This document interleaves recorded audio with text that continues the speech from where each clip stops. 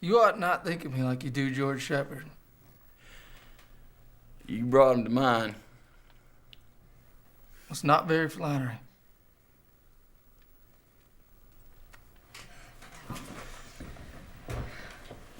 Sure is good eating, Martha. Oh, well, I'm so glad you enjoyed it. How come George had a grudge against you?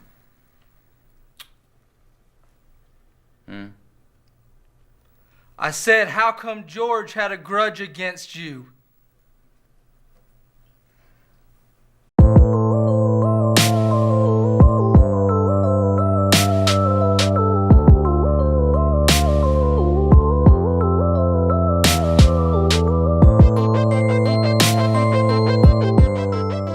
The Assassination of Jesse James by the coward Robert Ford is written and directed by Andrew Dominic and has a pretty stellar cast with Brad Pitt, Casey Affleck, Jeremy Renner, and Sam Rockwell. So, The Assassination of Jesse James by the coward Robert Ford, really long title. This was the only film that even slightly had a chance against Come and See, which is part of last week's poll. If you haven't checked out my review for that, please check that out. And this is another thing that I really love about these poll reviews, is the fact that I never really even heard of this film until you guys requested it to me. And it's just really cool to be able to hear about and watch these films that, haven't really gotten their due and haven't really gotten that much of attention. And as always, if you've been voting in these polls and you've been really enjoying these reviews, please make sure to give this video a like along with the other poll reviews that I've done. That would really mean a lot to me, and it's highly, highly appreciated. So as I said before, The Assassination of Jesse James by the coward Robert Ford is a film that I really haven't heard of at all until you guys brought it up. And it's a film that, even though I haven't heard much about it, I've only heard mostly great things about this. There's only been maybe a slight few out there that said that this film was quite underwhelming and said that it didn't really live up to what they expected from it. But as somebody who is fresh out of this film, I have to say that I really, really enjoyed this film.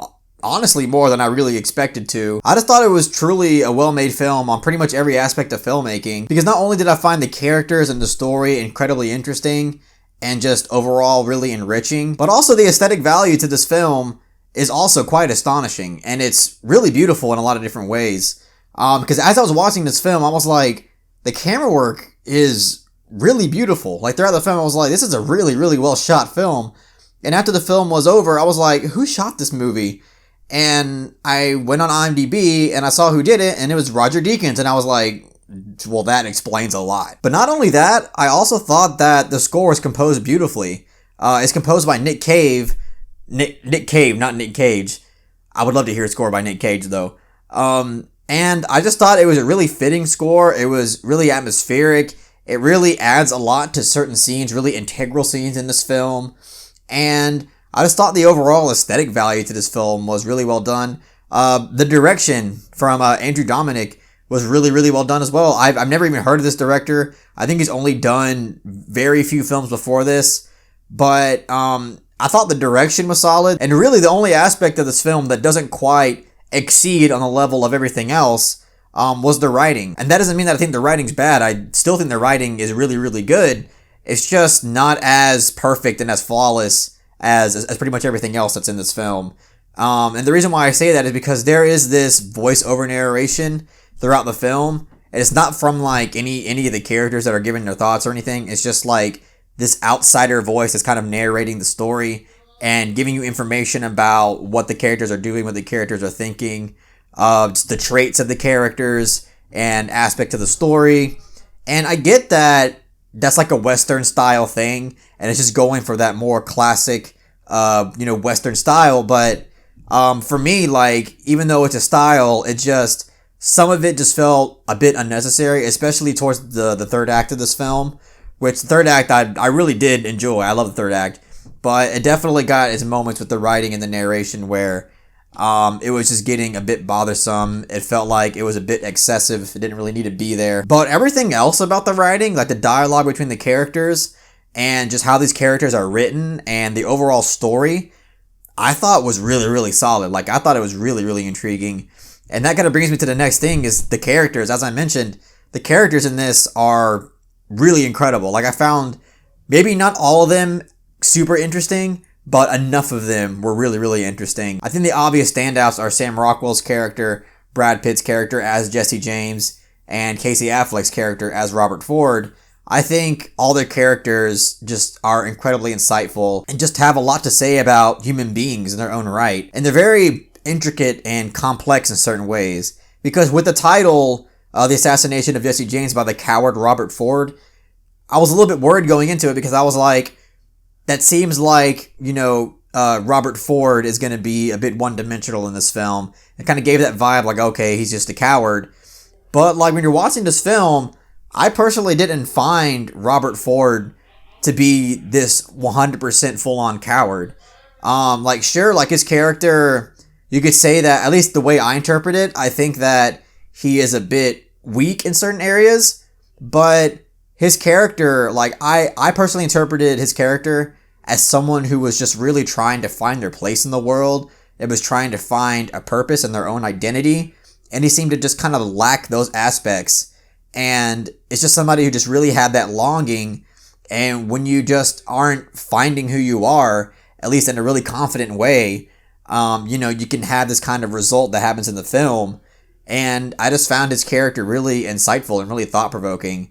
But not only Casey Affleck's character, Robert Ford, but even Brad Pitt's character, because his character, he's obviously not really the most moral guy.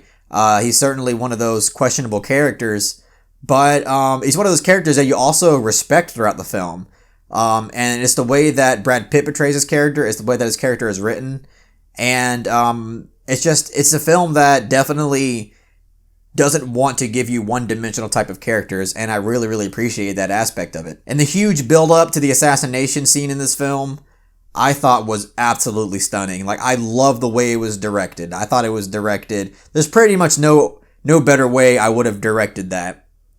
And it was really insightful, really powerful, and I really, really enjoyed the build-up to it because it's in the title of the film. I think it really held up to what pretty much all of the audience is waiting for when they're watching this film. And with that scene, like I said, it just gives you so much to interpret with Brad Pitt, Jesse James' character, and Casey Affleck, Robert Ford's character. And I just love that there was that much insight and that much character interpretation with it. And again, it was a really, really satisfying build up to a scene that, again, everybody was waiting for. But here is one other thing that I'll say about the writing that I really wasn't the most fond of.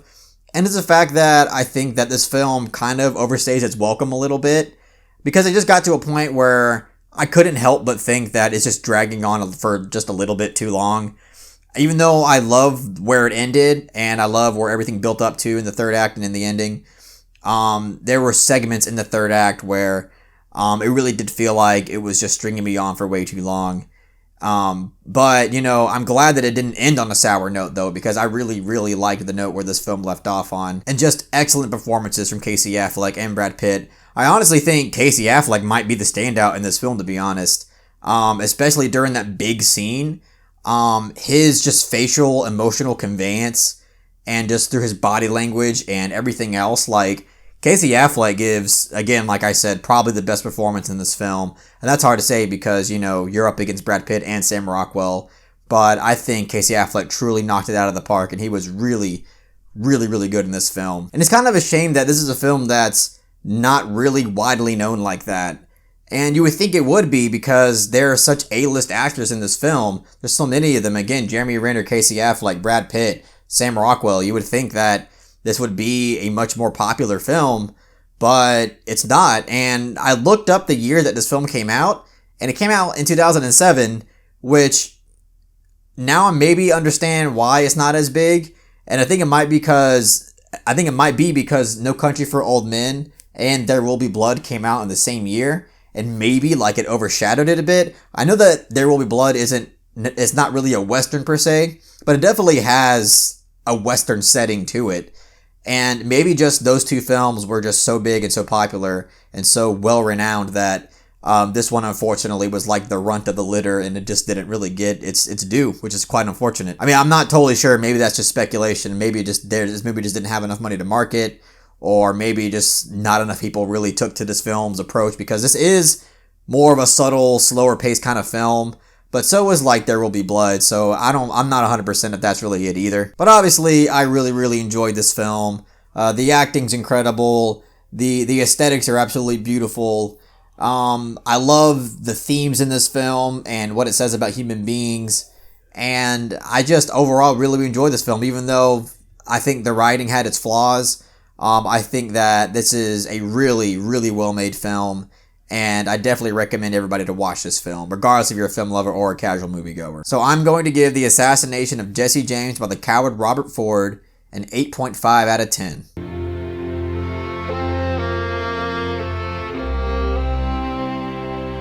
Yeah, this is definitely another film that I'm going to buy on Blu-ray because, like I said, it was a really memorable film that really had me thinking. It really stuck with me for a long time, and honestly, this is a film that I want to rewatch soon because I just had a lot of fun watching it. But anyways, that's all I got to say about The Assassination of Jesse James by the coward Robert Ford. If you have any thoughts on this film of your own, please let it be known in the comment section. And also, if you have any requests for the next poll review, please let that be known in the comment section as well. I'm going to put out another poll tonight, right after I put up this video. So be sure to be there for that and let your voice be heard on the next film that you want me to review. And if you really enjoyed what I had to say about The Assassination of Jesse James by the coward Robert Ford, please give this video a thumbs up and share it amongst your friends. And don't forget to subscribe to the channel to be updated on more film-related content.